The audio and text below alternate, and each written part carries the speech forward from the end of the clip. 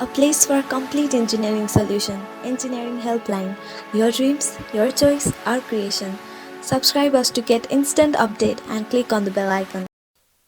नमस्कार, आज हामी जुम कसरी इन्स्टल गर्ने र जुममा चाहिँ कसरी हामी आईडी क्रिएट गर्न सक्छौं भनेर हेर्छौं।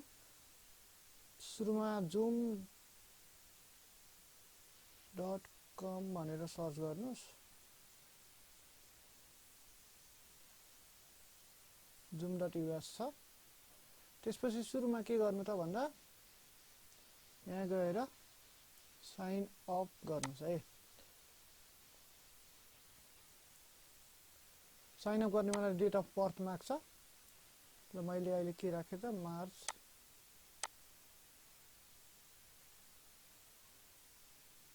28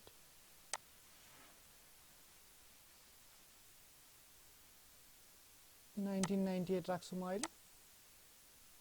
त्यसपछि कन्टिन्युमा क्लिक गर्नुस्। त्यसपछि इमेल आईडी लेख्नुस्। ल मैले इन्जिनियरिङ हेल्प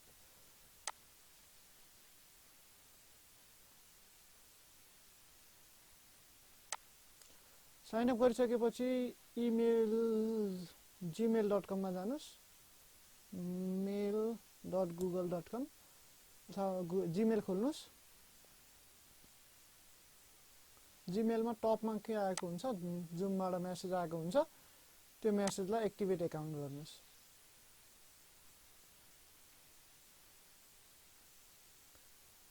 एक्टिभेट अकाउन्ट गरिसकेपछि are you signing up on behalf of school भन्छ। यस हो भने यस गर्नुस्। यदि .edu.np वाला वेब तपाईको डोमेन छ अथवा इमेल एड्रेस चाहिँ .edu.np वाला छ भने चाहिँ तपाईले बिहाफ अफ स्कुल गर्दा हुन्छ, अथवा कुनै स्कुलको छ भने त्यो स्कुल अनुसार गर्दा पनि भयो। त्यसपछि यसले आईडी पनि दिन्छ। त्यसपछि पासपोर्ट चाहिँ आफुलाई जे राख्न मन लाग्छ त्यो राख्नुस्।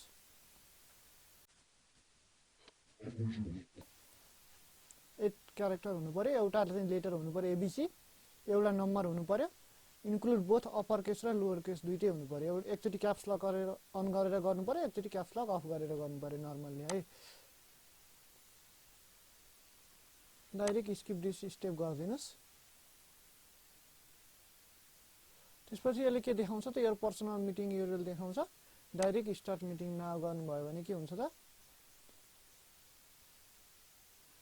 यहाँबाट यो हुन्छ। अब त्यसपछि के गर्नु पर्यो त भन्दा जुम छ भने लन्च गर्न मिल्यो, छैन भने के गर भन्छ त्यसले डाउनलोड एन्ड रन जुम भन्छ। यसरी डाइरेक्ट लिंक डाउनलोड हुन्छ। अथवा तपाईले के गर्न सक्नुहुन्छ त, गुगलमा गएर डाउनलोड जुम फर विन्डोज अथवा तपाईको म्याक हो भने म्याक के हो, कुन अपरेटिङ सिस्टम हो, त्यो अपरेटिङ सिस्टम अनुसार सर्च गर्नु पर्यो। सर्च गरिसकेपछि डाइरेक्ट डाउनलोड फर आउँछ।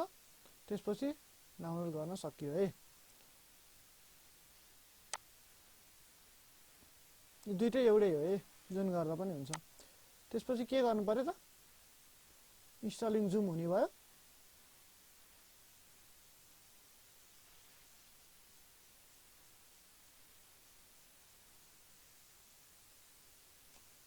के भयो हेर्नु त, अटोमेटिकली तपाईको साइन इन भएर आउँछ हेर्नु है। अब यहाँ दुईटा अप्सन आउँछ हेर्नु त, एउटा जोइन विथ कम्प्युटर अडियो, एउटा टेस्ट स्पिकर अर माइक्रोफोन भयो। अब के गर्नु त, जोइन विथ कम्प्युटर अडियो गरिदिनुस्। त्यो गर्नुभयो भने के भयो त, इन्जिनियरिङ हेल्पलाइन भन्ने यो खोल्यो है। अब यदि तपाईले अर्कोबाट गर्नु पर्यो भने चाहिँ हेर्नु है त, इन मिटिङ गरे मैले, ठीक छ। अब म फेरि एकचोटि अनइन्स्टल गर्छु।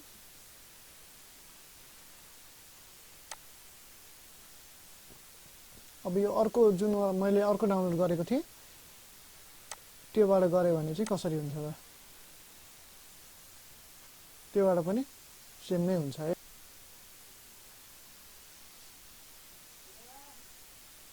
यो भइसकेपछि एउटा दुईटा अप्सन आउँछ, एउटा जोइन द मिटिङ, एउटा साइन इन।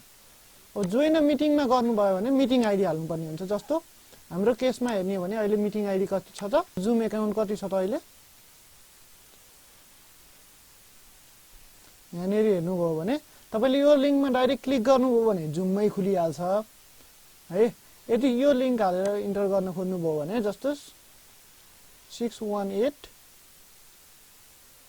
85196969 हानेर त्यसपछि रिमेम्बर माई नेम भनेर ल शेखरै हान्यो भने जोइन गर्नुभयो भने जोइन भइहाल्यो है। यो चाहिँ साइन इन नगरिकन जोइन गर्ने तरिका भयो। अब तपाईले यदि साइन इन गर्नुभयो भने साइन इनमा जानुस्।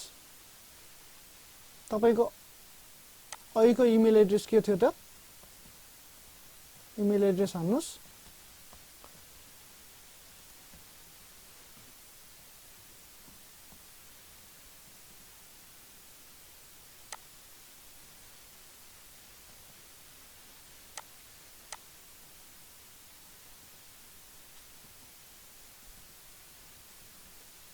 त्यसपछि किप मी साइन इन गर्नुस्। त्यसपछि साइन इन गर्नुस् है।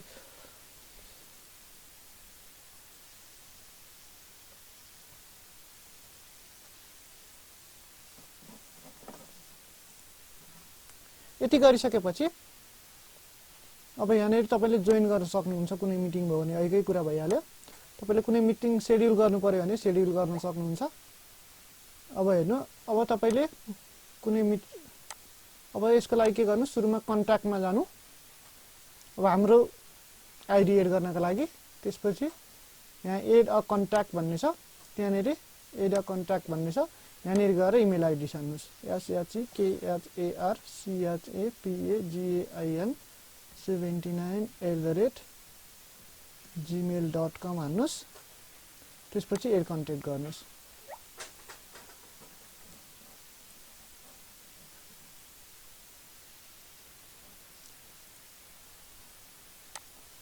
एड कन्ट्याक्ट गरिसकेपछि चाहिँ तपाईको के आउँछ त?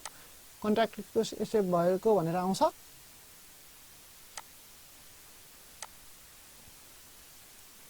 एउटा मिटिङ अन गर्छु।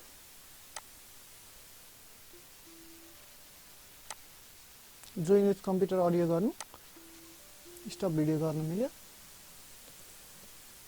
त्यसपछि उताबाट एक्सेप्ट भइसकेपछि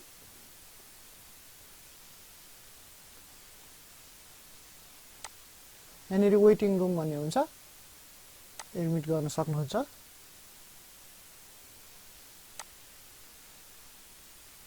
त्यो गरिसकेपछि तपाईहरुको मिटिङ सुरु हुने भयो है।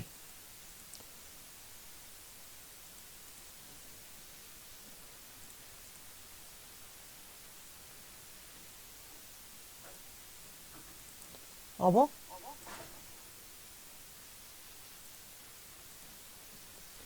यहाँनिर धेरै अप्सन हुन्छ। जस्तो स्क्रिन शेयर गर्नु पर्यो भने, रेकर्ड गर्नु पर्यो भने, रियाक्सनहरु दिनु पर्यो भने, ल मानिदिउँ अहिलेलाई हाम्रो अर्को कुनै साथीले स्क्रिन शेयर गर्न चाहनुहुन्छ भने मैले मेक पोस्ट गर्दिएँ। अरु कसैले स्क्रिन शेयर गरिरहेछ भने यसरी हामीले के गर्न सक्यौं त, स्क्रिन हेर्न सक्छौं।